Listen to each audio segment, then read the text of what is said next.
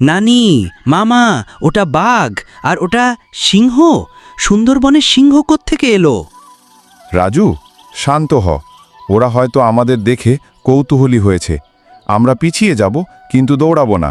সবাই আমার পিছনে এসো। আমি জানি কি করতে হবে। বাঘ আর সিংহের সঙ্গে শান্তভাবে কথা বলতে হয়। আলম ভাই হাতে একটা লাঠি তুলে শান্তভাবে ঝাঁকায়। বাঘ আর সিংহ থমকে যায়।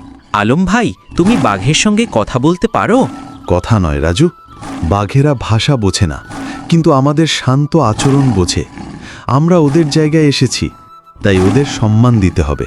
রাজু, দেখো, প্রকৃতির প্রাণীরা আমাদের শত্রু নয়। ওরা শুধু নিজেদের বাড়ি বাঁচাতে চায়। আমরা শান্ত থাকলে ওরাও শান্ত থাকবে। বাঘ আর সিংহ ধীরে ধীরে চলে যেতে থাকে। রাজু অবাক হয়ে তাকিয়ে থাকে।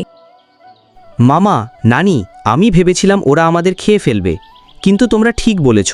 দলবদ্ধ থাকলে আর শান্ত থাকলে সব সমস্যা সমাধান হয়। এই তো আমার বীর রাজু। সাহস মানে শুধু লড়াই করা নয়, বুদ্ধি দিয়ে সমস্যার সমাধান করা।